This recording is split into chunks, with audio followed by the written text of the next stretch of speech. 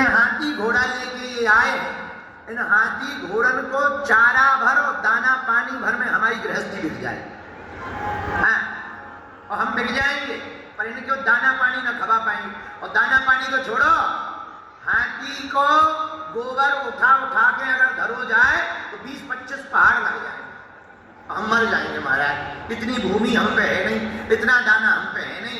सोई पंडित जी बोले वाह तुम तो बड़े अमीर बने थे कि बड़ा ठीक ठाक ले आना, अब ठीक ठाक ले आए तो तुम जो है तुम्हारे प्राण उड़ गए। महाराज क्षमा करो, हमें भक्त के प्रभाव का मंतव्य पता नहीं था, अब समझ में आ गया भगवान के भक्त का क्या प्रभाव होता है। क्या किया जाए, चलो ठाकुर जी से ही प्रार्थना करो। सोई नरसिंह भगत जी के पास में दोनों आए, बेटी का बाप आया, पंडित जी आए। महाराज बहुत ज्यादा भीड़ हो गई, बहुत अश्व आ गए, बहुत गज आ गए, आप कृपा करो हम पर, आप दया करो हम पर।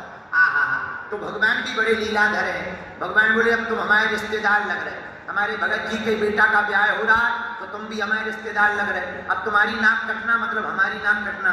सोई दाऊ भैया से बोले दाऊ भैया तुम लड़की वालन की तरफ से हो जाओ, हम लड़का वालन की तरफ से। हाँ, दाऊ भैया आगे घोड़ा हाथी लेकर के लड़की वालन की तरफ से हो गए, अब स्वागत में दाऊ भैया हो गए और इधर से दूल्हा के पक्ष की तरफ से ठाकुर जी हो गए। ये घटना प्रत्यक्ष घटना कली काल में गुजरात प्रदेश में नरसिंह भगत जी के साथ घटी है। मेरे पागलों, रमेश जी आपने पूछा है अनन्य भक्ति का अर्थ क्या है, अनन्य का मतलब ही यही है जिस श्लोक पर आपने वार्ता की कि ठाकुर जी की अगर शरणागति आप ले लोगे तो चिंता आपको नहीं करनी पड़ेगी, चिंता आपकी गोविंद स्वयं करेंगे। रामायण का एक प्रसंग है तो आपको समझ में आ जाएगी बात। रमेश जी, जटायु जी के पंख कट गए,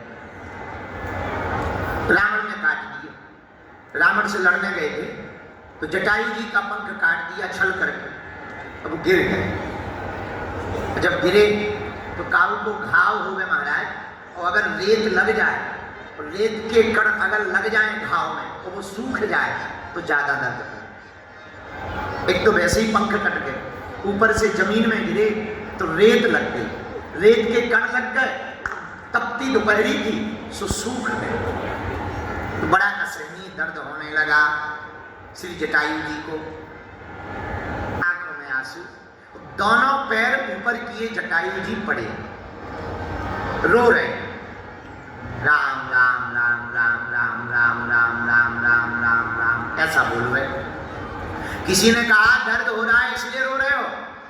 जटायु जी बोले दर्द हो रहा है इसलिए नहीं रो रहे हैं, हम इसलिए रो रहे हैं कि इन आंखों से जीते जी रघुनाथ जी के दर्शन नहीं कर पाए। अगर दर्शन हो जाए तो हमारा जीवन सार्थक हो जाएगा। तो एक आदमी कान भरने वाले हर जगह होते हैं, बड़े भगत बने थे राम जी के, सीताराम सीताराम सीताराम सीताराम बोलते थे। लो अब राम जी ने बचा लिया तुम्हें, पंख और ऊपर से कट गए, मरते मरते बचे हो, मर ऊपर से रहे। इसलिए हम कह रहे थे ज्यादा भक्ति मत करो, ज्यादा भक्ति बेकार होती है। अब अगर पंख होते तो तुम कम से कम अयोध्या जाके दर्शन तो कर लेते, अब पंख नहीं है, मरो ये। ज्यादा भक्ति कर रहे हो राम राम राम राम, ज्यादा भक्ति अच्छी भी नहीं होती, ये बाबा बैरागियों के चक्कर में ना पड़ो, ये सब बेफिजूली की बातें हैं। अच्छा कोई और होता तो इतने में ही कहता कि सही कह रहे, पर धन्य है श्री जटायु जी, इनकी भक्ति से सीखना चाहिए। जटायु जी बोले भैया चुप रहे, भला हुआ जो हमारे पंख कट गए। आदमी चौंक गया, भला हुआ? बोले हाँ। बोले भला हुआ जो हमारे पंख कट गए। बोले क्यों? जटायु जी बोले भैया पंख होते तो हमें उड़कर अयोध्या जाना पड़ता, अब पंख नहीं है तो राम जी को चलकर हमारे पास आना पड़ेगा। अब हमारी जिम्मेदारी खत्म है, अब भगवान की जिम्मेदारी है, और भगवान स्वयं चलकर श्री जटायु जी के पास गए। और जो सुख राम जी ने अपने पिता दशरथ को नहीं दिया वो जटायु जी को दिया। हाँ, पिता दशरथ जी शांत हो गए, पर राम जी वापस जाकर के अंत्येष्टि क्रिया नहीं की ना, पर जटायु जी की अंत्येष्टि किया राम जी ने अपने हाथों से। जो सुख दशरथ जी को नहीं मिला वो जटायु जी को मिला। तो जटायु जी को जब भगवान ने गोद में रखा तो बड़ा दुख हो रहा है, तो हाथ फेरा, बोले और बताओ क्या चाहते हो? जटायु जी बोले अब हमने क्या नहीं पा लिया। बोले क्यों? बोले हमने सब पा लिया। भगवान फिर भी बोले नहीं नहीं, सब पा तो लिया, फिर भी कुछ मांग लो। जटायु जी बोले अब मांगना क्या है, अब हमने सब पा लिया। बोले क्यों? बोले अब आपने हमें अपनी गोद में ले लिया, और अपनी गोद में लेने का मतलब ये होता है कि कोई किसी को गोद में ले ले तो उसकी संपत्ति पर उसका अधिकार हो जाता है। अब तो हमारा सब जगह अधिकार हो गया। रमेश जी आपने पूछा कि अनन्य भक्ति क्या है? इस गीता के श्लोक का अर्थ